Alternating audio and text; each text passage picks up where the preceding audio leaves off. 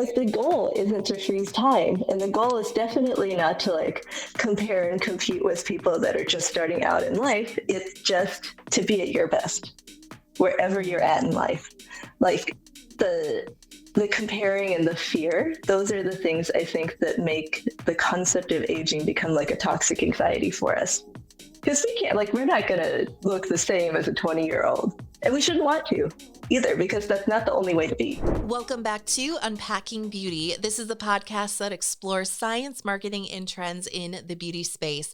My name is Kelly Driscoll. I am the creator and host, and I'm also a skincare content creator on YouTube. First and foremost, before we dive into the episode, I just want to thank you so much for your support of Unpacking Beauty. I cannot believe that it's already the 4th episode, but it's been such an amazing experience putting this show together and getting the opportunity to talk to so many experts and really learn from them and share their knowledge on this podcast. I want to thank you so much for your support, for rating and reviewing the show, for sharing it with your friends and family, for watching on YouTube, for following on your favorite podcatcher of choice. It really does help out so much. You know, it can be a struggle to get a new podcast up off the ground, but I've been really amazed at the support that it's received so far.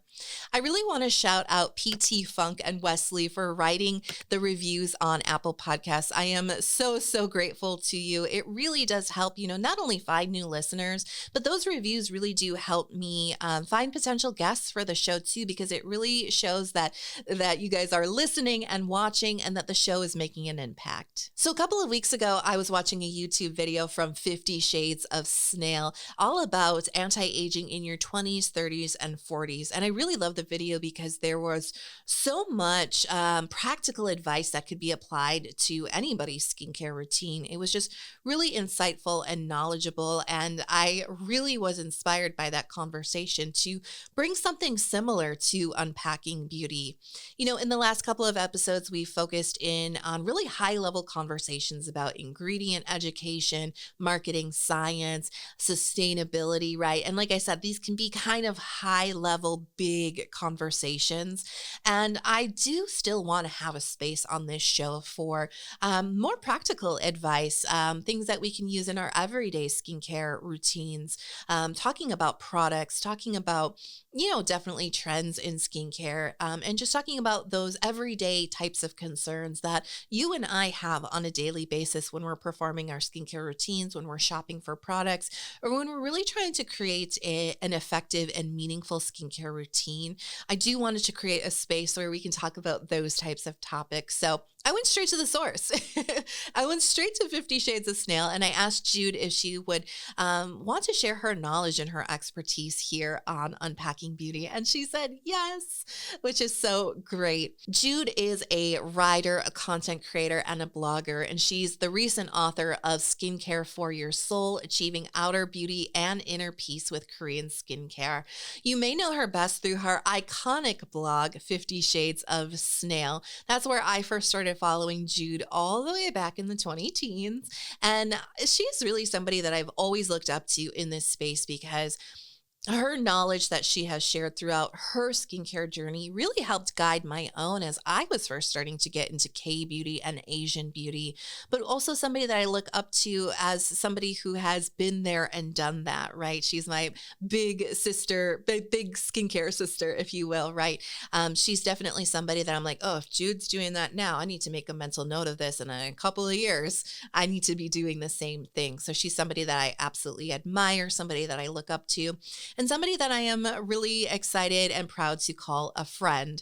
And I really wanted to bring her on for her expertise and to have a conversation not only about strategies and practical advice for skincare in your 20s, 30s, and 40s with an eye on anti-aging or well-aging, but also talk about the messages that we do receive in society about aging, especially as women, and about how to break through some of that messaging and how to not fear aging so much. So without further ado, I'm so excited to welcome Jude Chao, 50 Shades of Snail, to Unpacking Beauty to ask her, how can we age well in our 20s, 30s, and 40s?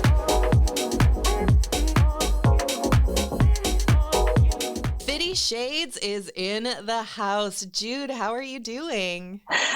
I'm doing pretty good. I'm getting over a pretty gnarly bout of COVID, but this is a nice way to get back into things. Yeah, I'm so Yeah. excited to welcome you to Unpacking Beauty, and I'm glad that we were able to do this because when I was asking you, you're like, I think I'll feel better by then. Yeah. I And know. yeah, oh, it's been a rough like cold and COVID season so far, so I'm glad that you're feeling better. I am so Mhm. excited to welcome you to the podcast.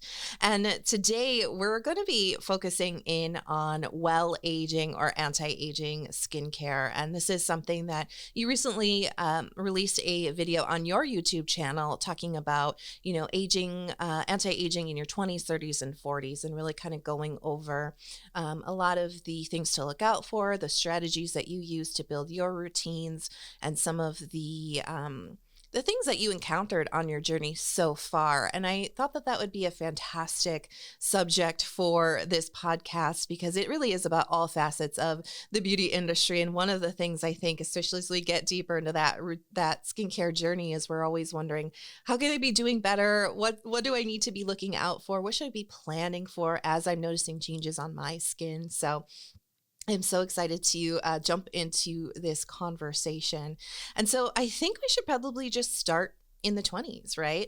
Yeah. I think in your 20s might be when you start to really get serious about skincare, perhaps. For me, it was definitely an era that I was trying to tackle some skin issues with congested pores and inflammation and acne, and also just trying to figure out like the world of skincare and all of these products and all these options and how to be a good consumer. So I would love to hear your story with skincare, like starting in your 20s.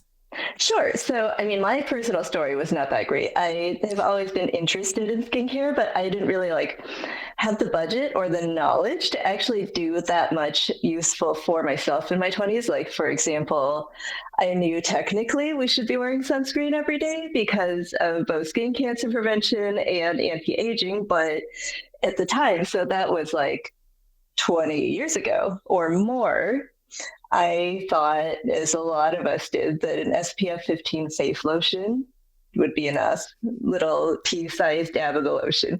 So it Yeah. wasn't. But we have so much more information available to us. We have so many more great products available to us now. The flip side of that is that one thing that I have noticed is that young women do start worrying about aging much sooner. So you definitely Mm-hmm. hear about 20-year-olds getting procedures, 20-year-olds getting Botox, preventative Botox, which is gotta be the greatest marketing campaign of all time for something like that. So there's a balance here. In your 20s, I think, coming from the perspective of someone in my 40s who has lived through all of this, the two most important things that you can do are prevention. So that means sunscreen. It means high SPF, high UVA protection sunscreen every day that you're leaving the house. I don't, I will always get these questions about should I wear sunscreen when I'm in the house? I know I'm not going out. No, that's fine. Don't drive yourself crazy. But if you're going out, sunscreen. As far as actives go, you don't really need to worry that much about them, like things like strong retinoids and stuff like that. If you want to add an active to your routine that will help with preventing visible skin aging, vitamin C is a really good choice because not only does that help to stimulate collagen production, so that is something that is actually acting on your skin to Yeah. address visible signs of aging, but because of the strong antioxidant effect of vitamin C, you're also doing more to prevent the kind of cell damage that does lead to visible skin aging. So 20s, vitamin C, sunscreen. And beyond that, I think the 20s are a really good time to just establish good habits. So Yeah. establishing a regular skincare routine, this is a really good time to start. It's a really good time to experiment because when we're in our 20s, our skin renewal cycle is faster. Basically, everything in our bodies is functioning better. It's functioning at the maximum level. So first of all, you can experiment more with acids because your skin is growing back faster. If you have any mishaps with products or ingredients, your skin will tend to heal faster and bounce back faster from it. So that's a good time to start playing around. But it's also a really good time to establish good lifestyle habits. Because, like everything in our bodies, our skin and our hair, whatever, we make those with our bodies. And the way that we make them is with what we eat. So developing a good diet for yourself, whatever that means for you, and developing a good routine of some kind of movement. These are all things that will benefit you a lot, even if you just look at them from the lens of beauty and well-aging or anti-aging. Yeah, definitely. I super agree. And I'm like smiling super big because as a nearly 35-year-old woman, I'm thinking back like, yes, your body does work more optimally when you're 20. Yeah. And I'm starting to lose realize it. Yeah. Yeah, my skin was a lot more resilient when I was younger. And a lot of the journey that I documented on YouTube is, entering into my early 30s and saying, hey, things are changing. My skin's more sensitive. What I used to be able to do, I can't anymore because things have changed. But I so agree with you about establishing good habits and how important that is, because it does get harder as you do get older. I think biologically, everything, as you said, everything's working optimally. The skin cell turnover is at a good rate. Our collagen and elastin production in our bodies and peptides and all of that are at like the ideal levels. But it's different for everybody, but around 25 is when that just ever so slightly starts to slow down. It's a long, decades long process, right? So you don't freak out if you're, 26 and you haven't done anything yet, but just know that that is about the area where things start to slow down. And I mean, also things like metabolism as well. Or I always hear like when people like get into their like 30s, they start talking about their knees. Like, my knees don't feel good anymore. That's why it's so important to establish those good lifestyle things earlier. It's so much easier to get it going at that point in time and then keep that habit going. And it really does offset some of the changes in our body that we may not like as we start to get older, we start to see things are changing. It's going to help us adapt to that, I think, a lot easier if we get ahead of it in the 20s instead of trying to address it in your 30s when those habits aren't there. It's hard to establish habits. It's hard to it's hard to wash your face every day, twice a day. Exactly. Prevention is always more useful than remediation. Basically, if you can stop it from happening, like even stuff like is like you were saying that we all hear about, once you hit 30 your knees hurt, your back hurts, stuff like that. And I had all of that going on in my 30s too. When I started getting way more active in my late 30s and early 40s now, like it all went away. A lot of those effects, I think, also come from us naturally, just with modern life, being less active as we get older, as we get into our 30s, a lot more sedentary lifestyle, especially if you have an office job or something like that. It's easy to chalk those things up to, well, this is just the body changing, but there's a lot more we can do about it than we realize. Yeah, I love the message about prevention, but I also love the message of it's okay if you didn't get started in your 20s. There's still time. You can still reverse a lot of that. But a lot of it is coming down to habits and the way that we treat what you say. I love when you say it, the way we treat our meat suit, right? Yeah. The way that we treat our body is so important. And while there are, certainly there is a case to be made about preventative procedures like Botox. Yeah, right. I think what you've established already is going to take us a lot longer than, the few months or so that Botox can, freeze your muscles.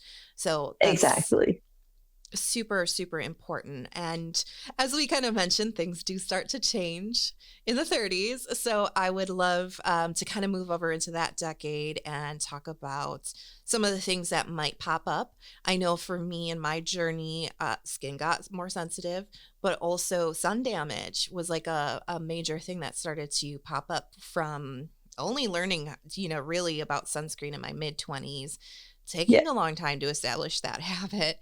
And sun damage it compounds, right? So it's like just a little bit here, a little bit there. It all adds up and it takes a long time to emerge on the skin. And I think for a lot of people, they start to see that in their 30s. Exactly. I definitely had that because, like I said, I was like not using sunscreen well in my 20s. I worked at a tanning salon.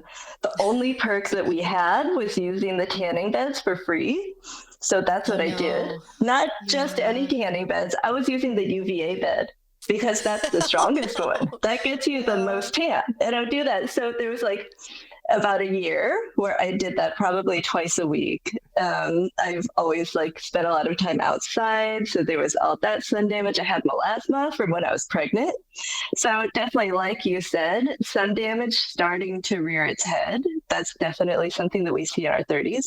So one of the things that we can start looking at as we get into that decade of life is more stronger reparative measures. So this is where I think retinoids start coming in really handy. I've always used prescription tretinoin, so that's just been my choice. I've been using Curology since they launched, basically. So I think that's 2016, something like that. So it was in my mid 30s. It's worked out really well for me. Of course, people don't have to start with a prescription. There's a lot of good OTC retinoids now that won't be as strong. And they will, like, you won't have as many of those side effects to start out with, but definitely looking at retinoids, especially as an active ingredient that really helps to repair damaged skin. That's a good place to start. Keeping up with the vitamin C. And then going back to what we were talking about with our skin's renewal rate, as we're getting into our 30s, it is slowing down. So, one thing that I think is important for people to keep in mind is that you probably won't be able to do the peels and the acids as much anymore. Our skin just isn't growing back as quickly. So, if we keep exfoliating it at the same rate that was appropriate when we were younger, what happens is you end up over exfoliating, you end up damaging your skin barrier, and that undermines you as you go along. You end up with like dehydrated skin, more sensitive skin. If you have any issues like eczema or rosacea, that exacerbates that. So it really becomes like a prioritization game. I like my rule of thumb for myself is I can do one thing at a time. If I'm really hitting it hard with tretinoin, I won't exfoliate. I won't use anything stronger than like a muslin cloth or a konjac sponge. If I'm not really doing tretinoin as much, I may do a peel once in a while, or I may do AHA every night for a while. But it's really about listening to your skin, because in our 30s, we can't just throw everything at it anymore. And in our 30s, for most people, definitely not universal, because some people will just have oily skin for most of their lives. But for a lot of us, our skin is also not producing as much of its own natural moisture anymore. It starts to get more prone to dryness, more prone to dehydration. So this is definitely one of those things you want to keep an eye on. So I think that it's easy to overlook this, but one of the main characteristics of skin that looks really youthful is that it has a lot of moisture in it. Like this goes, and it's easy, it's awesome because this is way easier to address than like collagen breakdown, elastin breakdown, loss of elasticity. Is just if your skin holds moisture well and you're giving your skin enough moisture, you pretty much automatically knock a few years off. Like just having a good hydrating and moisturizing routine. Yeah, I so agree with that. And I agree. It's like super underrated. Like, not for us who are into Asian beauty, because that's like a huge part of like the Right. philosophy. We're used to it. Yeah, exactly. But you kind of don't realize that, like, yeah, if you have properly hydrated skin, it is going to be more bouncy. It is going to actually look a little bit more smooth and firm. When it's lacking hydration or enough moisture and it's dehydrated, it actually can look a lot thinner. Fine lines appear more obvious, but sometimes just adding in that hydrating toner or serum can really improve the look of your skin, like you said, without actives or without pushing your skin barrier. These aren't aggressive products at all. They're very gentle. And that's been a huge part of my journey too, is like, I definitely needed to learn how to balance my skin type. And that changed. That balance actually changed in my 30s. And from my 20s, I need much more. I'm like, why is my skin so thirsty? I'm like, it's just the way it is. So maybe that's one of the benefits of getting older is you get to pile more stuff on. Yeah, I can take more layers for sure. Like skin is like a sponge. But that hydrated look, that moisturized look when skin's not dry, I think absolutely can have a much bigger impact on how we look and maybe even how we feel about ourselves than we actually give it credit for because it's like not as sexy, like, oh, a hydrating toner versus like, ooh, vitamin C, it can brighten, it can stimulate collagen, Yeah. it can do all this stuff, right? It's just like water toner. Not as exciting, maybe, but it can adding that in can actually do a lot. I so agree. I'm very, very underrated for sure. I think some people get afraid about putting too much on, but you did speak to knowing your skin really, really well about kind of getting more in tune with what your skin needs, what it's telling you, knowing when to go in more with actives, knowing when to pull back. And I think that's another part of the skincare journey at any age, but also acknowledging that it's not always going to be the same and being able to take those changes on and be able to take those curves with your journey when needed. I think it's really easy to be like, but my skin's always been like this, why isn't this working anymore? Changes, being aware of the changes that could be coming and being in tune with your skin, very, very important. So I am curious, you are now at your 40s. I am, Yeah. a little ways away, but not far away. That I, want to know, what are you experiencing now in your skincare journey, in your 40s? What are you noticing the changes, things that maybe some changes that you've made from your 30s that would be helpful for us to know? So I'm 43 right now, so I'm still pretty early on in this decade. I think that from 30s to 40s, I'm not really seeing a major shift. I do think that my skin is a little bit drier than it was before. And again, as skin renewal rate continues to slow down, I have to be much more careful with my actives.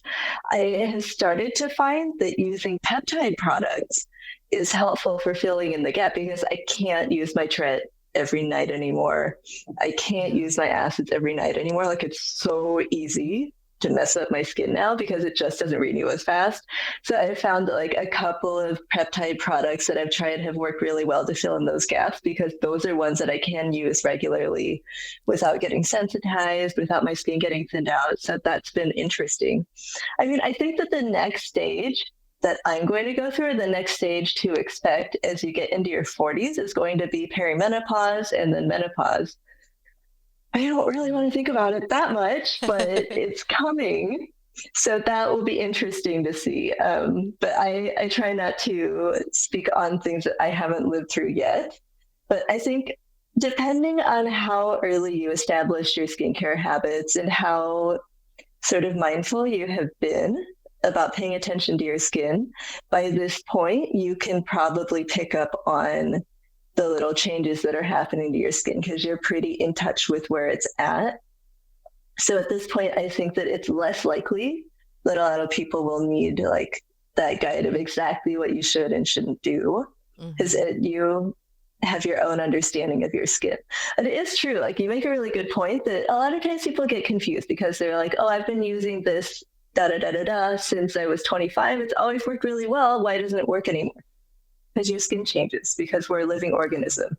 And sometimes you will find that you need more than something can do, or something just doesn't work out for you anymore. Yeah, I love that you also brought up peptides too as like a way to fill in the gaps because, again, sexy, actives, AHAs, and retinol and all of that really grabs our attention because they can do a lot. They're very powerful. But when they're really powerful, coupled with the skin cell renewal slowing down, it does mean that we can't use it as often or as much or as strong. And so finding those products that can give similar benefits, but maybe that are kinder to the skin can be really important. We already talked about, piling on hydration and moisture that's appropriate for the balance of your skin. But peptide products, especially really well formulated ones with proven peptides in them, can actually help. They can communicate to your cells to act in a more youthful way or to stimulate collagen, but they just don't have that exfoliation property. Um, that tests your skin barrier and that tests the strength of your skin, where you might end up with really dry or irritated skin or maybe even redness. So that's actually like a really nice little gem that I wanted to point out to listeners is that can be a great strategy if whether you're older or if you're just struggling with sensitive skin. Mm, You can really plug in some of those gentler products and still keep up your results in between. You don't have to, it doesn't have to be an all or nothing with actives. There are so many complementary products that can keep furthering your results. exactly. And actually, okay, so let's talk about this a little bit more. I think that especially in Western skincare, like where we're at in the US, what I've noticed from a lot of women that I know, and a lot of women that I know locally, is that it's generally accepted that as you get older, you get more aggressive with your Yeah. skin. So Yeah. I've like really common conversation that I have with someone will be like, um, no matter what I do, my skin still like it's not showing the results that I want. Like, what am I doing wrong? And then I'll kind of ask, what are you doing? And it always ends up being like, well, I go for this peel once a month and I do this other peel at home and then I do this enzyme thing. And I'm like, because you're burning your skin off. Like, of course it's Yeah. not like, yeah, it's not working. And if we like look at, some of the little subtle markers of youthful skin, being thinned out isn't one of them. Mm, Like if you step back away from the really aggressive like dermabrasion or strong peels and stuff like that, if you let your skin actually grow and like exist on your face and just kind of gently ply it with like a lot of moisture and a lot of hydration, like I promise it looks better and you'll save money because these are like I know so many people that go to the Met Spa or whatever for these like peels constantly, and it's not mm. helping, and it's like making their skin more sensitive and more blotchy and more irritated. Like you have to give it a break because we just like in our 20s we can go out and get wasted all the time and still like get up and go to work the next day. Just like in Yeah. our 20s we can use all these peels and stuff and still be okay. By the time we're in our 40s we can't do that anymore. Yeah. It's just too much. Oh, I was just gonna say, like when you're in your 40s, you're like, finally, I have the time and the money to do all this stuff I Yeah, wanted to do. exactly. Now I can't. Yeah. Yeah, I think that's actually a really great point that the culture does tend to show us a more advanced, a more complicated type of routine that are strategies that we should be following for aging. But it really is a long game. It's really like that marathon, not a race, and starting as soon as you can, right? I mean, obviously, like we're all like, man, I wish I started wearing sunscreen when I was a baby or something.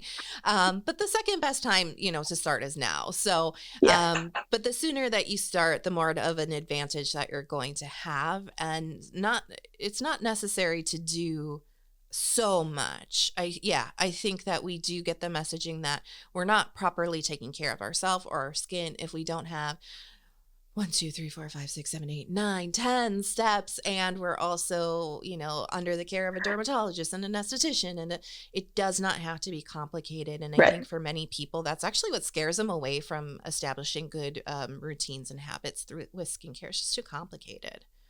Exactly. So it really doesn't have to be hard. A lot of it comes down to knowing yourself and tuning into what your skin, because our bodies, like you said, it's always changing, but it's always telling us things too, which Hmm. I think we have all the knowledge right there. We just have to tune into it and tap into it.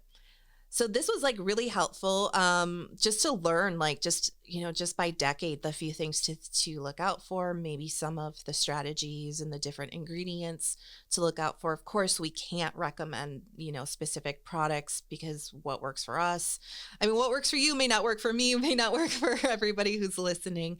So I think I like to keep it a little bit broader and just thinking Hmm. about how to approach your skincare routines in those decades. But I would really love to talk about the fear of aging, because I think, as you mentioned too, as like skincare has become more mainstream, more people are talking about skincare. And obviously we have this whole skin community now of bloggers and content creators and everybody's all talking about their skincare. There's tons and tons of products out there. And I think that it's always been true that there is kind of that resistance to getting older for whatever reason. But I think that it is getting a little bit more pronounced with people who are so young getting Botox to prevent it and all of that. So I'd love to just talk about the fear of aging and maybe how we can feel good about it. So I agree with you that the fear is really, really pronounced now. I think a lot of women are affected by this, like starting as young as their 20s or even their teens.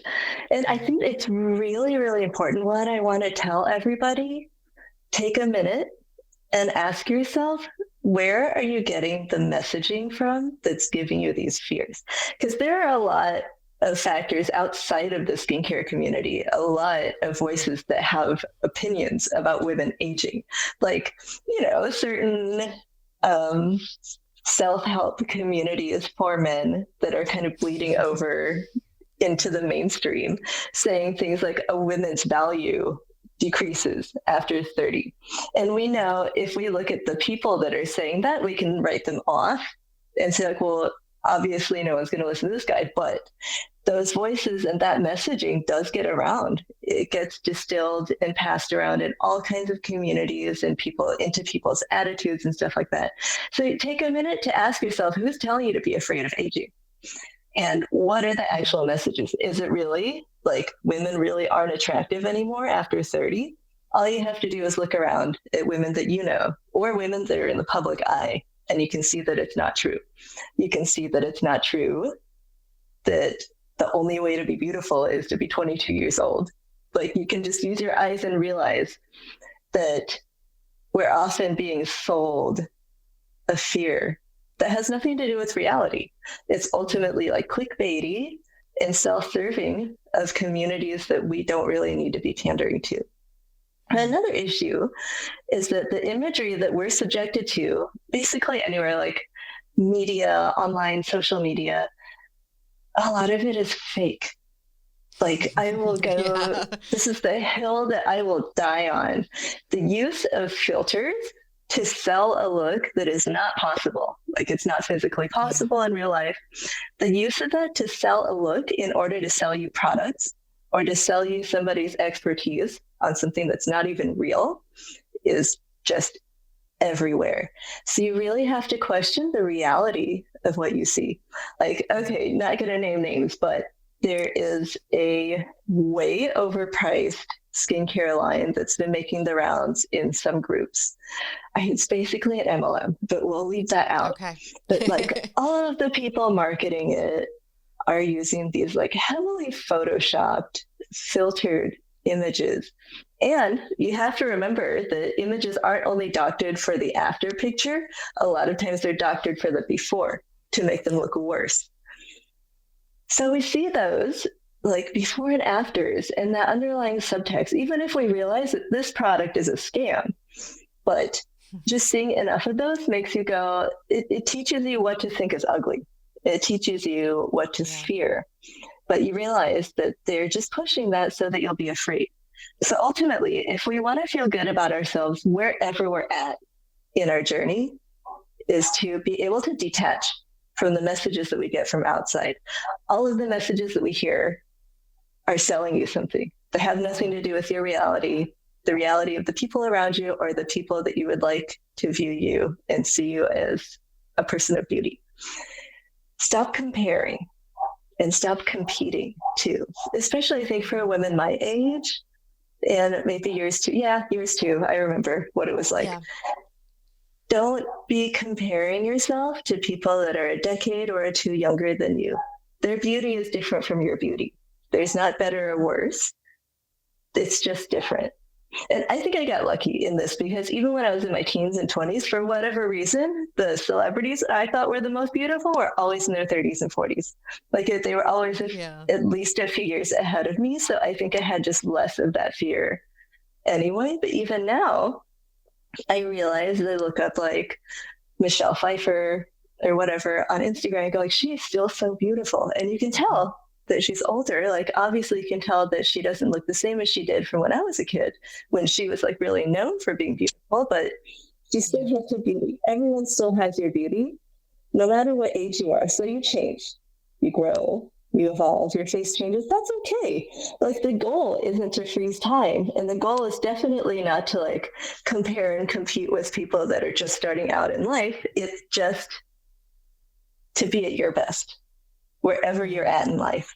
Like, the comparing and the fear, those are the things I think that make the concept of aging become like a toxic anxiety for us. Because we can't, like, we're not going to look the same as a 20-year-old. And we shouldn't want to either, because that's not the only way to be. But it's easy to forget that with all the kind of messaging that we see, like also 22-year-olds trying to sell anti-aging skincare products. Yeah. It's not super helpful either, but you know, brands and media will do what they need to do to get the most views and to get the most clicks. And just knowing that so much of what we're exposed to online is driven by clicks and views and not by actually giving you helpful information can go a super long way to inoculating yourself against that kind of messaging. Yeah, we have moved into a really interesting era because I remember, being a kid in the like late 90s and a teen in the early 2000s, and the conversation was always like, what kind of messaging are we giving out with all the airbrushing and the photoshopping and the blah, blah, blah, right? But I Right. think it was so bad then, but it's like now we have social media and we do have all of these much more advanced tools with filters and ways to manipulate appearances very easily. Everybody has Yeah. these tools at their fingertips, basically free. And so I think while we would still see it in the magazines and whatever, and we'd be like, oh my gosh, why can't I look like that? There was always an ability to take a step back. Whereas Right. now it's so hard because it's literally everywhere. Like, our friends are doing it. Like, it's all over our feeds. These supposedly like real people have completely poreless skin. And I think you made an extremely good point, especially right at the beginning where you said that, whose ideas are these? Is it our ideas about what aging should be or what it should look like or what beauty is? Or is this somebody else's voice that has gotten in somehow, somebody else's viewpoint that we have taken on? Because if you are surrounded by it all the time, it does become a reality to you. I think it's very easy to believe that there is such a thing as poreless skin. I see so much of that. People are really obsessed with their pores, like way more than before. Exactly. Because of Look, we filters. have pores. They Yeah. just like, that's a part of skin. And it's funny is I'm glad you brought up how it was when we were younger, like the whole discussion about like Photoshop and airbrushing in magazines and on TV and whatever. But there was always that detachment because we knew those are models, those are celebrities. Even if we bought it and we thought that that's really what they look like, but we could still go like, okay, but this is celebrity. Of course they look like that because they have all these like teams of estheticians and trainers and stuff like that to get them to look like that. So the comparing game wasn't as toxic as it is. Like you said, everybody does it now. There's like AI filters that can filter you like in motion in a video. It's still like, I know people that their mind gets blown when I explain like filters are not just for pictures. There's filters that can change your whole body shape and keep it like you can move around. You can like be walking around. If you don't know to look what signs to look for, you would never know that it can be completely different from how they actually look. And even like speaking for both of us as content creators, like we know that part of the appeal of being a content creator for other people is that we're people. Like, we're not famous people. This isn't a Kardashian trying to sell you something. So in some ways, it's more insidious when people like us do it, because the point is that they're selling that they're a real person, but you can look like this with this product. And then the filter goes on and it's like, come on, dude. No, don't do that. So I almost feel like it should be mandatory at a certain point for kids to take a class in how to spot filters and how to spot this stuff. Like, I've shown my kid, I'll show him sometimes like, hey, look at this. I'm going to show you how you can tell this is fake. And we've gone over that because even though he's a boy, he's probably not going to be as worried about those kind of like beauty things, but he should still know what images of women are real and what are not, because that's Absolutely. something that's important for different reasons. Yeah, for sure. It is really important. And it just keeps changing, and it keeps changing so fast and getting so good so fast. It's hard to keep up. And I've definitely like looked at stuff. I'm like, how can this be? I'm like, Right. but I'm So not even like sure. just TikTok filters, like Yeah. it's wild. They can move their faces and have like expressions and things like that, and the filter like moves with it. Yeah. Yeah, it has definitely changed, I think, the perspective. But I think that at the core of it, it is still the same about whose messaging are you accepting, right? Mm-hmm. What are you exposing yourself to? Because as much as it is everywhere, we do have a choice about what we consume. And Right. I think that that comes with maturity as well. As you get older, you feel more empowered to say, hey, I actually realize this doesn't make me feel good. So I am going Right. to disengage from it. I have become my own advocate a lot better as I've gotten older than I ever was in my 20s. I wasn't able to recognize that or to put up my own boundaries like that. So that is Mm-hmm. just another side of beauty that is not physical that I have noticed as getting older. I was like, hey, I'm actually feeling more confident in who I am, and I feel like I've stepped more into my voice and what is right for me. And that has its own beauty, right? I definitely do think that what we expose ourselves to can influence us, but it's also something that we can disengage from. And I do believe that the comparison that you brought up about, especially I think men do it absolutely too, but women absolutely are almost taught to, again, whose ideas are we taking on? I think Right. Like whose sometimes we're standards taught are that. these? Yeah. Yeah. Yeah, and sometimes that's modeled to us by other people in our lives as we're younger, and it's just something that we naturally think, "Oh, this is what you do. You compare yourself to other people, good or bad or whatever. You rank yourself at somewhere in this lineup of people, and that's just how it is." And trying to free yourself from that, I think, can actually really help with coming to terms about getting older and embracing it, maybe not being so afraid of it, so resistant to it. Absolutely, we all want to look good. And then there's nothing. I always feel like there's a such a polarized, like, you must be okay with aging and Right. accept every wrinkle on your face, or you have to be completely against aging and you have to do everything possible to keep your skin as smooth. And there's actually really a Right. middle ground. um, you can be mentally, and psychologically okay, and maybe even excited about getting older while still wanting to take care of yourself and doing it in the best way that you possibly can. Exactly. So, this has been an amazing conversation. I knew it was going to be. You've not disappointed. I always have such a fun time talking with you and learning from you. I always feel like that big sister energy where I'm just like, okay, what are you doing? Because that's what I'm going to do in a couple of years. So, I really want to thank you for your time. It's been amazing and your knowledge. And for anybody who's listening or watching, please let us know where we can connect with you on the internet.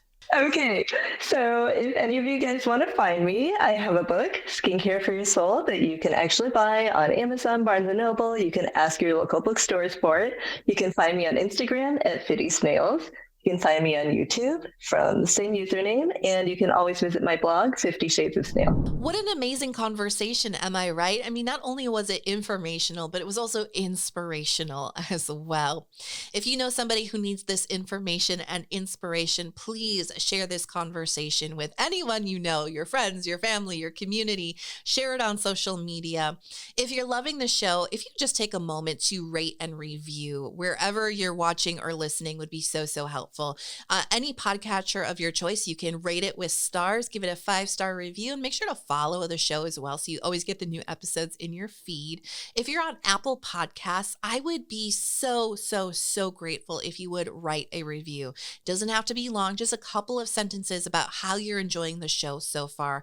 As I mentioned at the top of the show, it really helps the show find new listeners. It also helps the show find new potential guests as well, because it shows that the show is helpful and it's making an impact on you. I have some really great episodes planned for Unpacking Beauty, but I want to hear from you too. So if you have a question that you'd like to see unpacked on the show, or if you have a guest suggestion, drop them in the comments on YouTube, or you can follow the link in the show notes wherever you're listening to leave me a voicemail. Thank you so much for being here with me today. I will talk to you in the next episode of Unpacking Beauty coming out in 2 weeks. Bye.